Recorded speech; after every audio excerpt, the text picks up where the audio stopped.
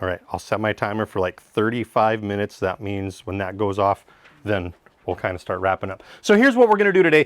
Talking about puppets for children's ministry. How many of you guys currently use puppets in children's ministry? Oh, nice. Okay, well, you do have a couple of you. That's fantastic. Yeah, well, of course you do. It's like your whole ministry is using puppets and stuff. That's awesome. So for those of you who don't, what's going to happen today is we're going to go through some basics of puppet manipulation, how to make a puppet actually look good, and then we'll talk about some different puppet styles that you can utilize in your ministry. And so that's what all these things are up here. And so what I need you guys to do very first of all, take a look at your notes. The very first section is all about proper puppetry technique. And so there are 5 basics that I want you guys to learn. We're going to cruise through them pretty fast, but in order to do so, you guys have to help me out. So I want everyone to take your hand and do this. Make your hand into a duck, okay? And you can give your duck a name.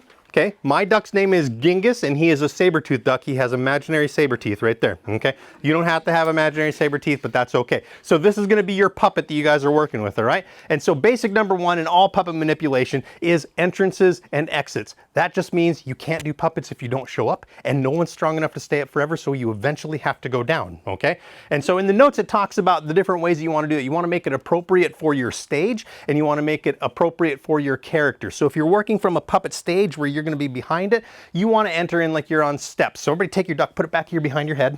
Very good. You're going to do 3 or 4 little bounce steps like you're going upstairs. And it's going to look like this.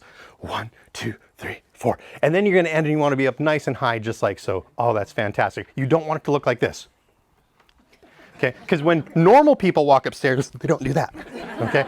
So you want to emulate what you're doing with your puppet. You want to make it look like it's real and alive. So that's the whole thing in puppetry, is making an inanimate object look alive. And so let's do that entrance again one more time. Right back here, put it behind your head, give me a good up, go. 1, 2, 3, 4. Oh, perfect, and you're right there. Now look around a little bit. Oh, that's beautiful, excellent job. Now, imagine you've just done that entrance. It's fantastic, amazing. Now you're up there and you're doing your song or your skit or you're just talking or looking, it doesn't even really matter. Whatever it is that you're doing, now it's time for you to exit and go away, turn across your body like so, and then exit out using those same 3 or 4 steps that you just used a second ago. Now here's one thing that everybody seems to do. They have great steps going up. They'll go 1, 2, 3, 4. You know, they're right there. It's awesome. Look like they came upstairs. And then when they exit, they do like a ladder. And they just fall down. You don't want to do that because that doesn't look normal or natural. It might be funny for your skit, and if it fits with your skit, then by all means. But you came up on stairs, exit on stairs. So that's the very first basic, and like I said, we're going to cruise through these, so if you have questions on it later, we can talk more about that. The second one is height and positioning. How many of you have a belly button? Pretty much everybody, right? I think so. That's perfect. Now, we talk about for puppets that you want to use your whole puppet. Now, this is a stage style puppet. That means he only has half of a body. And so if I'm behind a stage, I want my puppet to be at belly button height. My puppet has a belly button. You guys want to see it?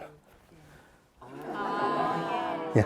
It's just a pin that's holding the rest of his stuff together. And so, yeah, but he does have a belly button. And so you want to be at belly button height. That means you don't want to be too low. And now you got to take into account what kind of stage you have here. If I had a stage that was right here, I'm basically eye level with you. But if I'm on an elevated stage like you have downstairs, that means you're way up higher. That means you have to be higher for lines of sight, because when everyone's down here, they're looking up this way. So you may think you're at belly button height, but the audience is only seeing that much. And that's not a good thing, so you don't want to have that. The other thing that you want to avoid is being too tall, because most of us have 2 legs, and if you don't have 2 legs, I'm very, very sorry, but the last thing that you want your puppets to be showing, or for your audience to see, is one ginormous fat leg on there, because it became very, very scary and intimidating for your audience. Not a cool thing. It's really hard to pay attention to the message of Jesus Christ when they're going, why does he have one fat leg? Okay, so you want to avoid that. So belly button height is what you're kind of looking for when you're doing your puppet. And then what's next there on the notes when it talks about, oh, I gave mine for, oh, here they are, sorry. There you go. Natural posture. One thing that we tend to see a lot in puppets, especially in ventriloquism, is people doing this. Okay, you don't want to have that. Good puppetry technique is being up straight. I mean, I'm not standing there like this. I mean, I had to stick my leg out there for you. It just looks awkward and weird and doesn't make a whole lot of sense. And so again, the same thing when you're trying to portray your message of whatever it is, you want to make sure that you're having good, proper technique, because with good, proper technique, you're not drawing attention to poor technique and directing the attention to where you want it to go. Now, the other thing in there with your height and positioning is positioning for effect. And this one is a little bit more of an advanced technique, but think of it in terms of, if I'm trying to portray my character being scared or sad, I'm not going to be at belly button height. I'm going to be a little bit down. Especially if I'm scared, I might be way down here and add a little bit of a shake, right? And then if I'm the powerful, intimidating character, I'm going to get up nice and high. I can't go too high because I don't want to show that one big fat leg, right? But I'm going to be a little higher than belly button height. Shows that I'm showing dominance and stuff. So there you go. That's a little trick and tip for you. And so moving on. Basic number 1, what was it? Nobody knows? You have notes right in front of you. Oh, there you go. Perfect. Excellent. 500 million Madro to you because you were on it. That was fantastic. I love it. Very, very cool. And then basic number 2? Height and positioning, nothing for you guys because you totally didn't participate in the first part of it. So there you go. All right, so basic number 3 is lip synchronization. Now here's what you guys are going to do. Lip synchronization is probably the one that most everybody thinks about when they think about puppetry, and that's the mouth movement, okay? So everybody make your hand into a duck again. You don't have to stick it way up here. You can hold it right down here. We're going to count to 10 with our duck, all right? And it just goes like this. Go 1, 2, 3, 4, 5, 6, 7, 8, 9, 10. That's it, right there. That's lip synchronization. And what you're doing is you're dropping your jaw, the bottom jaw, the thumb, every time that you make a movement or a syllable. It goes 1, it's not like this. You don't start with your mouth open and go 1, 2, 3, 4. Because that's like, you know, alligator chomping, not cool at all. Unless you're an alligator, that's totally fine, okay? But most people don't start with their mouth wide open when they're talking. Right? Start with the mouth closed. You open 1 time for every syllable. All right? Now, it's 1 time per syllable. Did you guys notice something about the number 7? Yeah? 2 times, right? So 1, 2, 3, 4, 5, 6, 7, 8, 9, 10. That was slow motion. You guys like that? That was awesome. That was very, very cool. Now, it's not 3 syllables either. It's not 7. Okay, because then it's a Jackie Chan film and it just doesn't work, you know, like where they dub it in English and then redub it in Chinese and then redub it again in English. That's what it looks like. So you don't want to have that. So lip synchronization, 1 time for every mouth movement. That's what you're looking for. So that's basic number 3. What was basic number 1? Oh, you guys are great. Still no more imaginary money for you. All right. Basic number 2? Height and positioning. Number 3? Oh, you guys are on it. Now on for number 4 is eye contact. Eye contact is so super important. How many of you guys have ever been in a workshop or remember school if you had a teacher that when they would talk to you, they would do this? You ever have that before? Or maybe you're just in normal conversation with somebody and they do that and they're afraid to look at you. What happens in your conversation?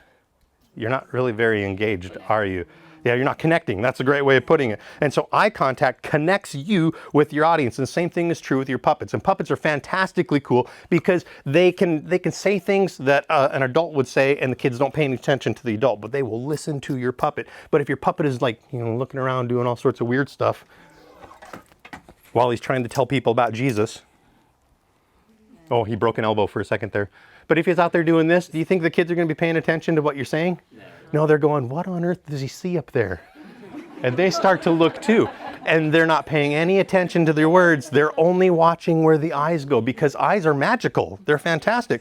And so your eye contact is absolutely the thing that will make or break your puppets. It's even more important to me than your lip synchronization because a little bit of poor lip synchronization, I can live with that. But if your puppet's not looking where it's supposed to be looking, I can't stand it. I'll give you an F, like I'm an actual judge or something like that, which I have been in the past, but not right now. Not that it even matters to you guys. You're like, what is he rambling about? So moving right along. All right. So eye contact, very, very important. So in your eye contact, you want to make sure that you're looking at who you're talking to. That's your audience in most cases. Now, again, if I was doing a puppet stage here and it's about this high and I'm kneeling down on the ground, my eye contact is going to be straight on with you guys. Okay. Now, if I'm on an elevated stage, I don't want to look straight ahead anymore because then I'm looking over the top of your head and that's not good. And so I want to be looking down a little bit, not too much, because then I'm looking at my feet and I don't have feet. And it doesn't make any sense if you don't have feet, okay? So looking down just a little bit at your audience. So everybody make your hand into a duck again. Oh, beautiful. And what was your duck's name?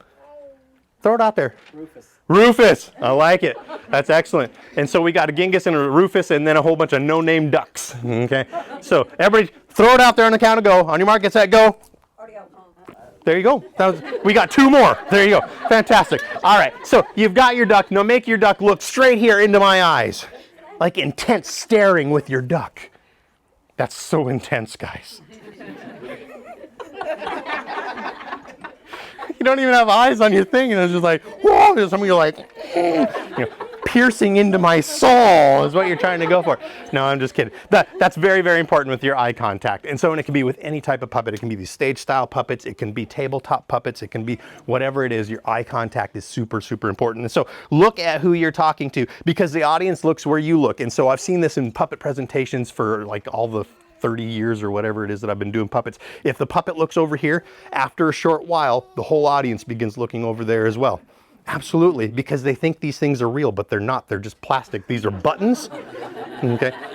And there's a little bit of felt behind it and hot glue. They don't actually work, but to the audience, it's a magical thing, and they will look wherever your puppet looks. And so make sure that you're looking where you want to focus the attention. So you want to engage your audience by looking at them, or if you're talking to somebody else, you want to make sure good eye contact and talking to you. How are you? Fine. Oh, that's wonderful. Thank you very much. Okay, and so you're looking where you want the audience to pay attention to, and that's way important. And then another thing is if there's action that's going on, you want to look to wherever the action is. This is way super important in real life as well. Okay, ever seen an action movie, right? Action movies, who is the one who explodes things, right? They're always the one who is not looking as the explosion goes off. They're just walking away, big explosion in the back, everyone's like, oh my gosh, everybody's dying. But one person, they're always the guilty party, okay? And you don't want to be the guilty party in whatever's going on with your puppet skit, okay? So if you hear an action, like if there's a car wreck or bird chirping or whatever it may be, look to where the action is, okay? And that's just way important in puppet skits and whatnot. And so I thought I'd throw that one in. I actually learned that way back in high school when I was sitting at the lunch table and I had a cracker. And for some reason, I thought I could throw my cracker like a ninja star. And I was getting pretty good at it. I was like chucking it and I was, getting it right where I wanted. And then I threw it really, really hard and it banked. Whoosh, and then it went whoosh, and then it landed at the teacher's table and hit my gym teacher. And that was bad. And as I threw it, I knew what was going on. And I told everybody at my table, nobody look. Everybody looked except for me. Who got in trouble? Me. So I know this from experience. You got to make sure that you're looking where the action is. All right. So that's basic number 4. Basic number 5 is body movement. And so basically in your body movement is you want to make your puppet look as real and normal and natural as you possibly can. So everybody make your hand into a duck. Get your duck way up nice and high. Very good. Hold your duck as still as you possibly can. A couple minutes of this is not very entertaining. Okay. So you want to have some normal natural movement, and that can be little things like just head movement. Okay, maybe a little bit of a foot tap. That's right. Scratch your nose. Okay, that's right. Fix your hair. Yeah, that's important for all you guys over there, right? You gotta make sure that happens. Rub your belly, right? If you have a stage, a little puppet stage rub. Yeah, okay. So just little things that you do to make your puppet come alive and make it look not like a statue. That's way super important. And so make it look natural. A lot of times you see, like, we always think of Kermit the Frog, or I think of Kermit the Frog a lot of times when he's like, yay! And I don't, it doesn't make a whole lot of sense for you to do that. And so I try to avoid that with my puppets, too much. But you want to make it look normal and natural. And so I'm not sitting there doing this all day long. That would hurt my head, so don't make your puppet do that. It's just kind of a little bit weird and wonky. So natural is the key. And then the last thing on there is active versus passive gestures. And this goes in along with your eye contact. So if I'm like going to point, this is a very active gesture. Wherever I'm pointing is where I want to look. Like if I'm in a real life situation, I go, what is that over there? You're not going to look where I'm pointing. You're going to look where I'm looking, because that's what everybody does. So same thing with your puppet. Like, hey, I'm trying to point your attention over here to this wonderful, amazing thing. And my puppet's totally not even talking at the moment. That was pretty cool, huh? Like, he's a ventriloquist. Yeah, there you go. That was a dumb joke. I apologize. All right, so that's an active gesture. Active gestures are things that draw attention to you. So things like picking your nose, right? That draws attention to you. You may not think it does, but it absolutely does, okay? Or pointing, or, jumping jacks. Those are active gestures. Passive gestures are those things that aren't meant to draw attention to you, but make you look alive, like breathing. Everybody make your hand into a duck. There you go. You're going to breathe by lifting your body and keeping like your nose part in the same spot. A little bit of an exhale. There you go. Slightly exaggerated for comedic effect. There you go. That's awesome. Very cool. So you guys have just mastered the 5 basics of puppet manipulation. There you go. And so we've cruised through those really, really fast. How are we doing on time? We really did go through that fast. That's awesome. I'm going to set, this is my main character, Andy, and he's like a custom puppet. And so not all puppets are as elaborate and as fancy as he is, but he's still very, very cool. So the second part of your notes there are different styles of puppets that you can use in your church ministry. And so stage style puppets is like what I was showing you with Andy. They're the things like the Muppets, okay? Where you think of that half, you only see the top half of their body typically. Now the Muppets have really, they've branched out quite a bit. They do some really cool things. They have lots of variety in their puppet styles, but the main one that they use is that half-body stage style puppet, and that's a really, really good one to use for children's ministry. Typically it requires a puppet stage. Most people aren't going to stand up front with just half of a puppet. Remember that thing about the one big fat leg I was talking about? Imagine no legs showing up at all. Hey kids, let me tell you about Jesus. And you're like, oh, it's just half of a person. Okay. You're probably not going to get your message across very well. Now, that doesn't mean that you can't do that with your puppets. If it's a full body puppet, like something like this, you kind of use it like ventriloquism, where you're standing up there and, you know, there you go. And he can talk to you, do his little thing, whatever it is you're talking about. And that's totally cool. That's awesome. But that half body stage style puppet is wonderful, but typically you do need a stage for it. It's great for video. We've done several different little puppet video clips and things with our characters. We just went to Scotland a couple of weeks back, and there was another guy who did some puppet stuff, and we got to film a few videos with my character and his character, and we use it for their ministry. We've done it for our own ministry, where we'll film some of our more popular characters, the ones that show up on a regular basis. And you can use green screen. You don't have to use green screen. It all depends on how techie you want to be and stuff. But puppets are amazing for video. Now, again, when we talked about those entrances and exits and making it appropriate for your character, a lot of times when you're using video, you don't even have to enter with a puppet. They're already standing there, and maybe you don't have to exit. But if you are using video and you do want to enter in, you probably don't have to use that, you know, coming up the stairs thing, because why do that when you can just walk into the frame like a normal person would? I mean, I'm not filming on my stairs. You know, if I'm filming myself, usually I'm not filming myself. That sounds weird. Moving along. There you go. But stage style puppets are our most familiar type of puppets. Ventriloquism is another one. How many of you guys are familiar with vents? They call them vents for short, ventriloquism. In Las Vegas a few years ago, 5 of the top 10 earners in Las Vegas over in the States were ventriloquists. It's pretty amazing. So shows like America's Got Talent or X Factor or those sorts of things, those talent show things have done a lot for ventriloquism. It's actually really, really cool. The things with ventriloquism, it can be done without a stage, just a solo person. And so that's really, really cool. The only real, I don't use him for vent, but he would be, I suppose, a vent style character. I don't need another person to interact with him. I can bring him out and I can do my little bit. I'm not a ventriloquist, by the way. So, you know, ventriloquism is the art of speaking without moving your lips. This is about what you get out of me. A lot of mouth movement, okay? And so I'm not a ventriloquist. I did do a routine one time where he goes, oh man, Billy the Bee, that's a terrible thing to say about Stan. Why would you do that? You know, that sort of thing. That's about the most I'd ever get out of my ventriloquism. So, yeah.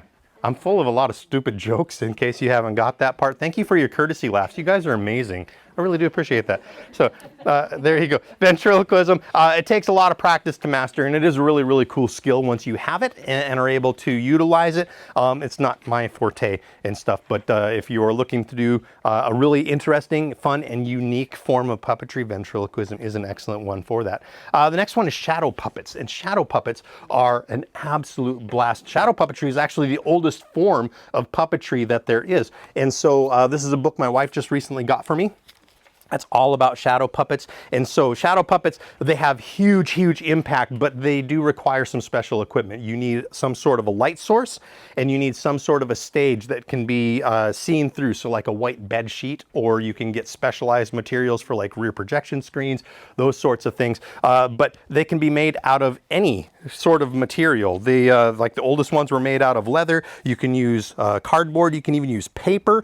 You can use plastics. If you want to add color, you can use things that are like gels, lighting gels. So if you're a techie person or you have a techie person that can help you. In fact, that's one presentation that we did a while back. It was based on the book One, and it was real simple colors and shapes. And so we made puppet characters that were like these. and we did it with our light source. And in fact, I'm going to show you a couple of them because they are just absolutely fascinating and I love them. And so we had these little guys. Number one, he didn't have a color in the show, but when I'm performing with them, I just put them up against the screen with a light source behind, and it obviously casts a shadow. And then using the lighting gels, we have being our main color and red being the antagonist in the story. And it's fascinating. It was really, really cool. So we had my wife narrate the book while she was reading it, and then me and a few other puppeteers could perform it, and just a really, really cool presentation. But shadow puppets have a huge impact if you want to invest a little bit of staging in order to make it happen. It's really, really cool. So shadow puppets is one that's on there. Glove puppets is the next one that you see. I don't have any samples of glove puppets here, but a glove puppet is exactly what it sounds like. It is literally a glove with a head on there. And usually what you do is you'll use your pinky finger. Mine's busted, it doesn't do much, but you use your pinky finger and your thumb to manipulate the arms of the character, and then your other three fingers fit up in there, so it looks kind of like this on the inside. And so they're very, very simple. You would see those like Mr. Rogers' Neighborhood, old school time TV show, but he would use glove puppets quite often, and they're fascinating. They're very, very cool. These are ones that you can still get pretty inexpensively if you wanted to use them in a classroom setting, and they're really great for a teacher to be able to use, and then also to hand out to kids to let them try to use them as well, because it doesn't take a whole lot for manipulation to make it look good and just to have fun. They're a great storytelling tool. And so glove puppets can be a lot of fun. Like I said, they're very good for kids to use, great for small group settings, very, very simple. Marionettes is the next one that we have on there. Marionettes, how many of you guys are familiar with marionettes? Okay, the marionettes are the ones that are done on strings. Okay, and again, I don't have any samples of a marionette puppet. They're difficult to transport and to store, but they can be very, very simple with as few as 1 or 2 connection pieces. They can be as complex as having like 30 or 40 different strings to be able to pull, so they can be very, very amazing tools. One of the guys that I learned a lot of puppetry from worked with, oh man, Sid and Marty, I think was the name of the thing years and years ago back in the States, but he did a whole lot of marionettes. And so typically what's done with them is you need an elevated stage of some sort, because they're being performed below you, and so you need to be much higher than your audience is in order for it to really be effective, or to have a very big open space where everybody can see where you're at, and you manipulate your puppet where they're basically on the ground wherever you're standing. You can go way elaborate with them and have scenery and all sorts of things. There was a guy in Colorado back in the States when I lived there that did Pilgrim's Progress, which is an amazing book, and he did the entire story with marionettes, all characters that he made, and he did the story with all the voices himself, which was like way epic and amazing to see. But marionettes can be very, very cool. They're just a little bit difficult to use. In your packets that you guys got, how many of you guys got one of these? Okay, these are a perfect example of mop and broom puppets. It can be a wooden spoon, it can be a toilet bowl scrubber, it could be a spatula, it could be whatever it is you want to do. You slap some eyes on there, boom, boom, maybe a little bit of hair, give it some little pipe arm cleaner arms or something like that, and you've got an instant puppet. And they're so simple and easy to do, and kids love to do those things both as crafts and to be able to use in storytelling. And so maybe you're coming up against the gun on a Saturday night and going, how am I going to tell my story? You go, I got a whole bunch of spatulas in the drawer, you know, pull those out, throw a couple eyes on there, boom, you've got an instant storytelling tool to be able to use, and the kids can also do it. And so fantastic tool. But mop and puppet brooms are way super easy to construct, simple to use, and they're great for large groups. And so depending on how large your children's ministry is, if you want to bring up a whole lot of volunteers for that, it's great to be able to hand every single person one of those and go, you're bystander number 1 in the story, you're Jesus in the story, and everybody gets something. And then when you call out their little character, they and say something, and now they're a part of your story. And so mop and broom puppets can be a lot of fun to use and very, very simple. Action figure theater, and I totally spaced grabbing all my action figures. This is my favorite thing to do in children's ministry, is action figure theater. And who has any idea what you think I mean by action figure theater? No idea? Okay, action figures. Like you're a kid playing with their dolls or their toys or their action figures on a table, telling your story just like you're a kid. And it is the coolest thing in the world. I actually, when I went back to the States a couple months back, I grabbed all of my toys that I My toys, yes, my action figures. I grabbed a whole bunch of them and I meant to bring them back and I left them and I was devastated. And so they're sitting back in my relative's house and they're waiting to be boxed and shipped back over to me because I love action figure theater. It's so much fun to do and it's really super simple.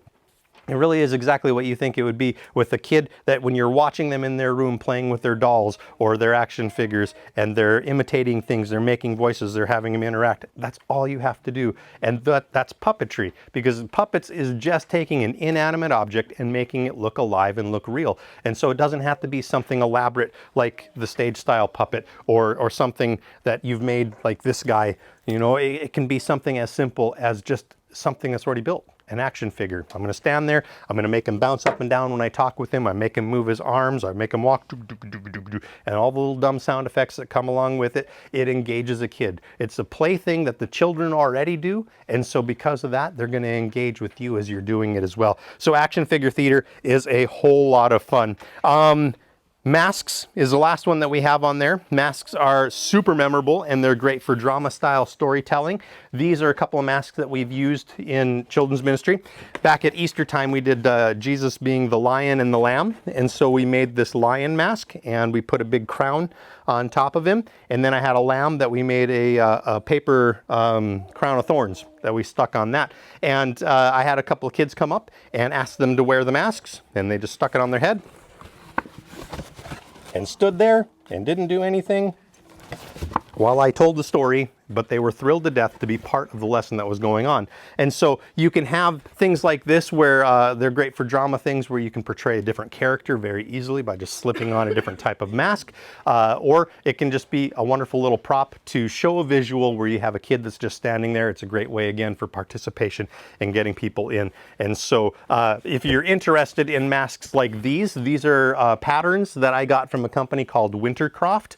And it's www.wintercroft.com, and they sell patterns to make geometrical masks like these, and it's just 300 gram craft paper, which you can probably find at your local craft store, and super easy patterns that you print out, and you cut it, fold it, tape them together. You see all my little markings on the inside and stuff there, and the tape and all this stuff up here. You are more than welcome when we're all done to come take a look at it. You can handle things. There's nothing that is sacred. If you're concerned with COVID stuff, there's sanitizer over here that you can totally use. If you're not concerned, then that's your thing too. So, but yeah, feel free to look at things and to handle all those and stuff. So we've covered all the pieces that are there in our notes and whatnot, but I have a couple of other things up here. This is a type of puppetry that I call paper puppetry, and paper puppetry is basically, it's like, I love using flip charts. I tend to be old school with the stuff that I do. I don't use a whole lot of tech. I'm trying to change some of that, but it's basically where you have just an image, and I've cut little slits and slots into my paper as I'm telling the story, and I've actually used this for two different stories. I've used it for the miraculous catch, which is there in Luke chapter 5, where you have Jesus, or, well, this was my Jesus character, but for a different story. But you have Jesus, he was standing over here. Let me get out of the way. He was standing on the boat, and he told Peter and the disciples to hop into the boat. So, you know, you have Peter over here, and he's talking to Jesus, and he gets into the boat. And then he tells them to cast out further. And so there's movement that goes on. So they cast out into the deep waters and throw out their net, and they don't get anything. And then they throw out their net on the other side. If I can find my paper clip. This is way different when I'm standing in front of the kids, by the way. Yeah. There we go. And they cast out and they get a whole bunch of fish, which is amazing and awesome. In the other story we used it for is when Jesus gets into the boat and they go out into the waters, and there's a major storm. Everything is nice and sunny, and then it turns very quickly into a big storm. And then I have these slots for things that I had the disciples yell, you know, help. There was one that we put in there, and there was, you know, Jesus, we had him turned around over here, and I gave him a little pillow and a little snoring thing over here and stuff to illustrate. And so this is paper puppetry, where you're using something that's very flat and two-dimensional, but you're giving it some movement to bring it alive and to make it look real. Some other forms of kind of paper puppetry are these guys. These are my little luchador wrestlers that I used for a video that we did. And so they have leg movement, And they got little arms that I can attach arm rods to, and then you can make them talk. Are just, it's using foam board or gator board, and I love to layer. And so it has what they call Chicago screws or binding screws. They're used in leather or in like scrapbooking and that sort of things to help give the head movement and to give the legs movement and freedom to go. And then a little bit of elastic on the back where you can make him do his thing. And so those sorts of guys are a lot of fun to be able to play with. We did a whole wrestling match and stuff there where it was duty versus delight. And, you know, what is our duty to God? How are we supposed to serve? And is it just duty in serving God, or is it a delight to serve the Lord? And they battled, and there was no clear-cut winner, because it is both a delight and a duty to be able to serve our Lord. And so that was what that one was all about. This guy here is another similar version of that. He may, if I don't know how up to American movies you are, but this is Indiana Jones. And so this would be similar to like a tabletop type of puppetry, something to where with marionettes you have to perform with puppets there on the ground in front of you. Here you can perform with a table in front of you, and they can stand there and do their thing and interact and talk to everybody and do whatever it is that they're doing. And so this would be a style of tabletop puppetry, and that's something that I'm actually quite fascinated with at the moment, not just doing ones that are individual one puppet character or one person manipulated characters, but doing ones that can take 2 or 3 or 4 people. And so very, very cool stuff that you can do there. Another style of puppets that we don't have on our notes there are called rod puppets. And it's just a puppet that's on a rod. And this is Pete the cat. You can talk and do that. This guy here is a multi-use character. What we have up here is, I have some Velcro on this, and if you take a picture of somebody, it can be your pastor or it can be a children's ministry worker, and you put their face up there, and then you give them that little slot jaw, and then they talk, "Hey everybody, I'm your pastor. Right now I don't look like much, but later on I can look really cool." I actually had a picture of my pastor, but I didn't have the little slot jaw for him, and so he looked a little bit awkward and weird, so I didn't stick that on there. But when I used this guy for my pastor, he showed up every time we made a special appearance or at a special event of some kind, and he would tell me all the time how he absolutely hated it. And he's like, "That's just the worst picture of me. How could you pick that? And, oh man, that's the dumbest puppet. Don't do that again." And so then one time I didn't do it, and he goes, "Where's my little buddy?" I was like, "Well, you said how much you hate him." He goes, "I'm just kidding. I actually really like it." And so it can be a really cool tool to do something like that. But this is just a pattern of a rod puppet. It's based on a little spring that's up in here that holds everything, actually over on this side, that holds it in a closed position, and a jewelry clasp and some upholstery thread that comes down to a trigger and opens it up, and it does its thing. And so very fun little tools to use. In the stage style puppetry, one thing that we didn't talk about very much were human arm characters. And so the one that we use down there, he's obviously attached via rods, and that's how you manipulate him. But there are many types of puppets that have human arms. If you think of the Muppets and you think of the Swedish Chef, he's got his human hand.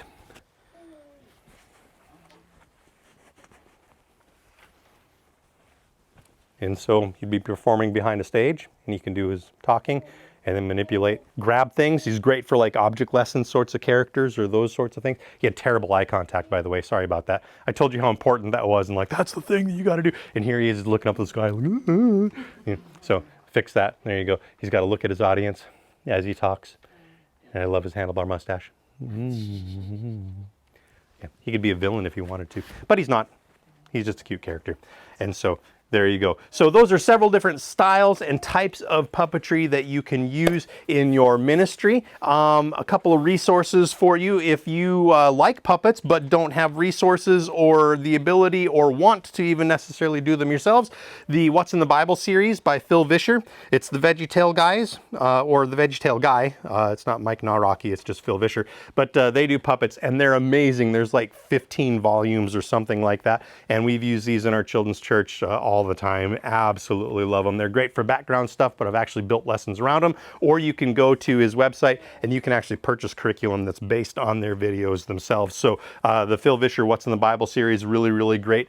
If you're interested in making some of your own puppets, there's lots of books that you can find out there online from Amazon. This is one of my favorite ones, Puppet Mania, and it has very simple patterns in there. In fact, the idea for this guy came from this book, and then I combined it with a pattern that I had purchased from One Way Street. I think One Way Street or One Way UK is a website, resource that you can use to find some puppets. But this is a book that has some really cool ideas in there of simple things that you can build and make for yourself. The masks, like I said, Wintercroft.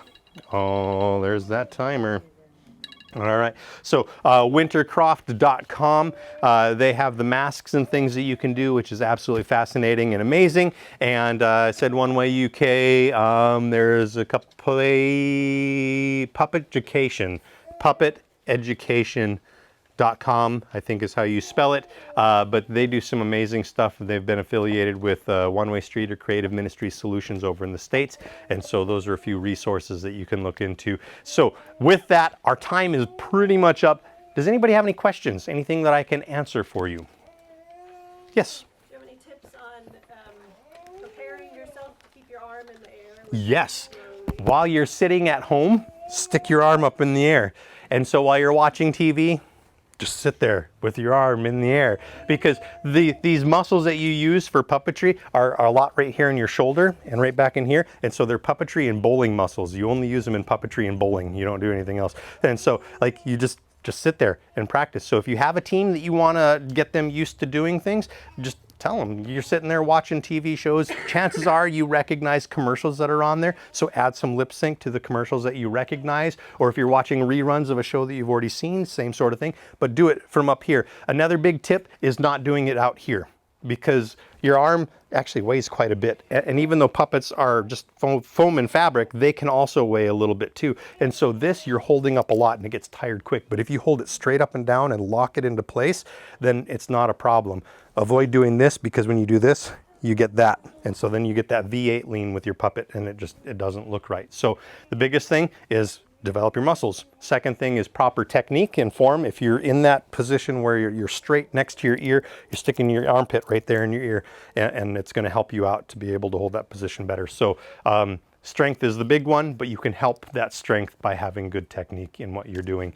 I think the longest presentation that I did nonstop was about 15 minutes of holding my arm up. And so, yeah, it really affects your lip sync after a while, because this movement right here with your thumb gets like your forearm piece in there.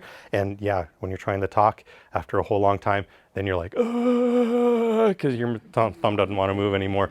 And so it was very long. So I don't recommend doing that long, like, 2 to 5 minutes long. That's wonderful and absolutely perfect. You start going too long and it's not as effective any longer. So there you have it. Did that answer your question? Okay. Any others? Is that really possible? You sync your lips? What was that? You synchronize your lips? Oh yeah, you can synchronize when you're singing. Because you speak very fast. I talk very fast. Yes, I just wondered. Yeah, I'm sorry. It's a lot of practice as you go ahead and do it. And so that's another thing. If you have a team that's trying to do that, just have them talk, whatever comes to mind, make them move every time you have something going on. And so, yeah, it's a whole other thing when you add a different character's voice. So like my guy over here, his name is Andy, and he is an extension of me, but he sounds like this. Hey guys, my name's Andy. I'm just a red-headed puppet, and I do fun stuff. Talk about cool things all the time. That's right. That's me. You're not even paying attention to Branden over here right at the moment. That's right, because I'm the star, as it should be. Right? And so you get a character. Thank you very much. So you get a character that's going, but your lip synchronization is just a matter of practice. Sometimes it helps to do like a pre-recorded thing, and there are pre-recorded skits that you can get, or songs. And so once you know what's going on there, it's easy to time things up. I actually struggle with that a little bit. I prefer doing the live interaction sort of stuff. So, but there we go. Does that answer your question?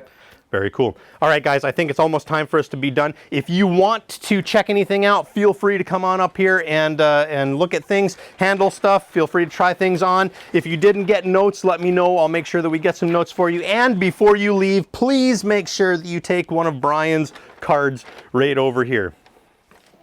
Thank you.